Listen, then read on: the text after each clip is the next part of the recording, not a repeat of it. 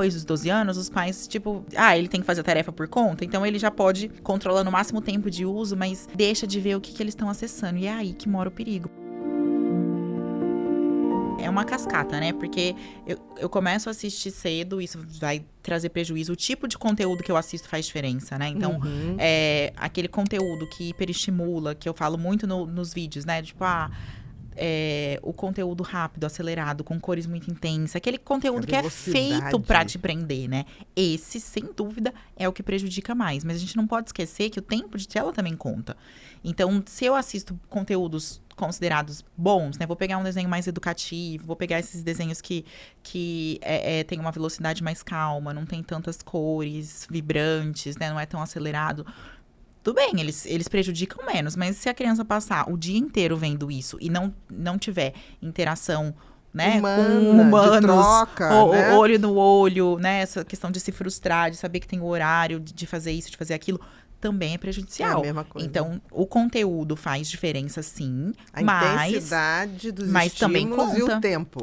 E outra coisa que a gente não fala muito, porque a gente fala muito isso, as pessoas, eu espero, né? Pelo menos eu acho que quem me segue e assiste meus vídeos já conseguiu entender e identificar, né? Que os vídeos acelerados, cortes rápidas, música muito intensa, transição Aquela de cenas troca rápidas, de cor. isso. Tudo isso é muito prejudicial. E que os desenhos e os filmes que são mais calmos, né? Que parece mais desenho mesmo, né? Que parece aqueles que foram desenhados e que tem um ritmo de fala mais lento, que trazem alguma mensagem, esse já prejudica bem menos. Né? Mas pouco se fala do conteúdo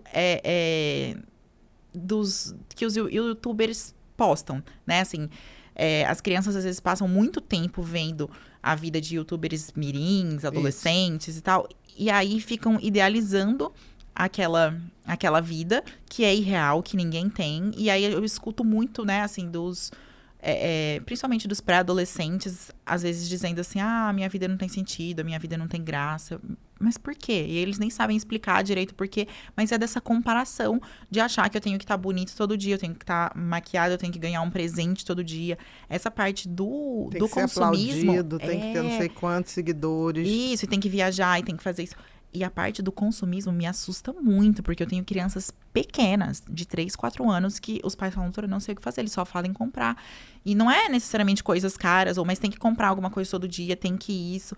E aí, a gente volta para aquela questão da predisposição genética. Porque as crianças que têm predisposição genética para transtornos psiquiátricos futuros, a gente já começa a observar os pequenos furtos com 3, 4, 5 anos. Porque a mãe não compra, daí ele quer o que é do coleguinha, e daí ele vai lá e rouba a cartinha de Pokémon, rouba o brinquedinho, coloca nas coisas dele, e os pais vão perceber em casa, muito tempo depois. Ou percebe e não fala nada. Ou a escola, né, vai relatar. Então, é muito sério. A gente tem que vigiar o que os nossos filhos assistem.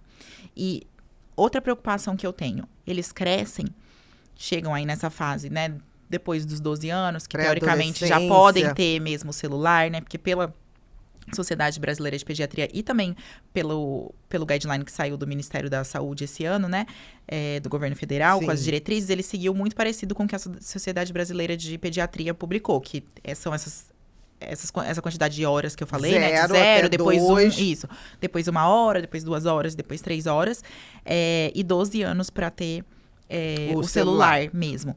E depois dos 12 anos, os pais, tipo, é aquela história ele tem que fazer a tarefa por conta, então ele já pode controlar no máximo o tempo de uso, mas deixa de ver o que eles estão acessando. E é aí que mora o perigo, porque na fase, né, da pré-adolescência e da adolescência, eles estão muito vulneráveis, mais ainda à opinião dos outros, né, a serem influenciáveis. E aí, eles passam muito tempo vendo esses youtubers que têm uma vida que não é a vida real, que a gente sabe muito bem que não é a vida real.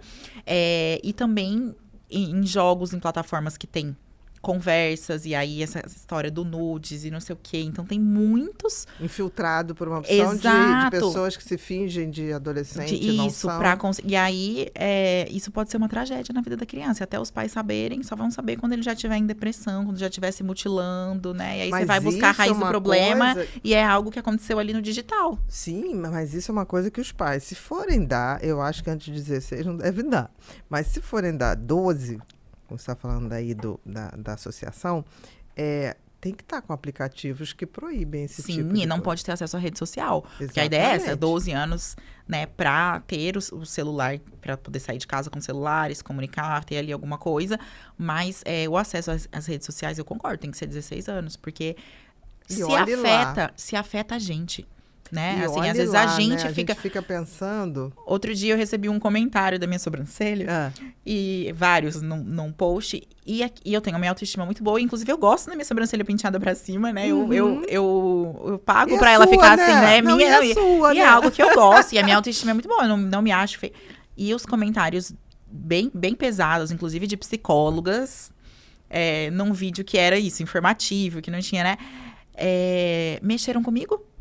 Aí eu falei, gente, o que isso aqui é capaz de fazer com um adolescente que tá buscando sua identidade, que ainda não aceita várias coisas? Então, assim, um comentário, ele tem um poder mesmo. Não, e pra gente que é adulto, aquilo pode dar uma coisa, você fala, não, mas Não, peraí. sim, Aí exato. você E daí tem aquela coisa do filtro, tipo assim, não, e peraí. deixa pra lá. Né? Ok, eu sempre digo, tem gente que fala assim, eu queria que você falasse aquilo outro. Gente, a rede é pública, vai lá e faz. Né? Porque a pessoa sempre tá falando uma coisa que você não falou. Que você não falou, do tipo, por que você não fala? Gente, eu vou adorar aprender com as pessoas. Mas a minha experiência é o contrário. Então, Conte mostre a sua sua experiência, né? Então, assim, é aquela coisa dos engenheiros de obra pronta, né? Fica ali, porque isso, porque isso, porque isso, porque isso.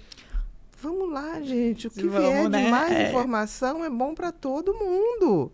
Então existe, né? Agora, você imagina num adolescente, numa criança. Que tá naquela fase de mudança e tem espinha. Isso. E a voz tá mudando. E às vezes tá mudando, às vezes não gosta do nariz, realmente não gosta. Eu falei, que isso aqui é uma coisa, como eu disse, que eu faço. Então é óbvio que eu gosto. Mas e se fosse, né, uma marca de nascença? Se fosse alguma coisa que a pessoa, às vezes, não consegue mudar. Que tá ali naquela fase, sabe? Então, é muito sério. E aí, eu fico muito preocupada mesmo. E eu acho que os pais estão começando a acordar.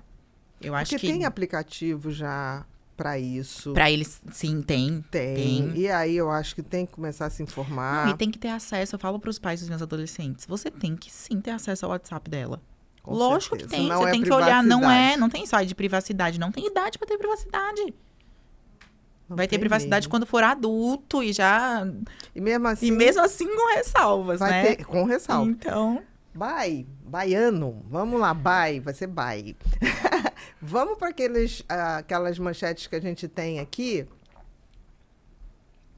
Aqui, o Jornal da USP, né? O uso excessivo de telas desenvolve deficiências mentais e intelectuais em crianças. Foi tudo aqui que a gente já falou, né? Agora tem a coisa de obesidade, que é o sedentarismo. Sedentarismo, Que eu vem falo para os pais, acoplado, se a né? gente pensar antes dessa época de celular e tudo, quando a gente assistia aqueles filmes americanos, os grandes obesos, eles estavam fazendo o quê? Sempre comendo na frente da TV. Exatamente. Imagina agora que a gente coloca uma mini TV, que é o celular, em qualquer lugar que a gente estiver. Então, todas as refeições passam a ser na frente do celular, e isso é muito sério. Não, não é uma mini TV, é um mini cinema, é um mini cassino, tudo. é um mini... Tudo na palma da mão. E as crianças que ficam assistindo, elas não se movimentam. Então, aquela criança, né, a criança que não assiste, é aquilo que a gente até comentou. Ela é a que vai fazer pergunta, ela é que vai mexer em tudo, vai andar de um lado para o outro, vai inventar brincadeira, vai conversar, vai pular, vai gastar energia, vai. A criança que assiste, a gente realmente é uma paz para os pais, né? Ela fica ali quietinha e nem se mexe. Se for com celular, então, ou tablet, nem se mexe mesmo. Se for na TV, ela ainda mexe ali, mas bem pouquinho. Então, realmente, é uma geração bem mais sedentária e com maior risco de obesidade pelo sedentarismo e pela questão de comer na tela e não prestar atenção. E no consultório, vai no automático, né? eu vejo muita seletividade alimentar.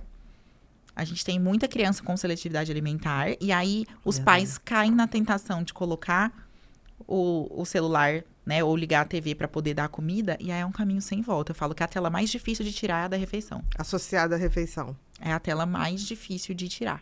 Imagine dirigir um carro de Fórmula 1 no meio de uma cidade com trânsito caótico igual São Paulo. É exatamente assim que funciona o cérebro de nós que temos TDAH. Você tem um potencial incrível, ideias brilhantes, um coração cheio de boas intenções, mas parece que sempre está preso. Os planos ficam no papel e a vida não anda. Até as coisas mais comuns parecem tarefas impossíveis de serem cumpridas. Mas não precisa mais ser assim. No meu curso Superando o TDAH, eu pego na sua mão e mostro passo a passo como transformar a inquietude de uma mente em uma força poderosa que trabalha sempre a seu favor. São mais de 30 anos de experiência compilados em um método simples e direto para você desbloquear o verdadeiro poder do seu cérebro, transformando cada pensamento disperso em uma peça-chave para atingir objetivos que antes pareciam impossíveis. Se fizer sentido isso para você, conheça o curso agora mesmo.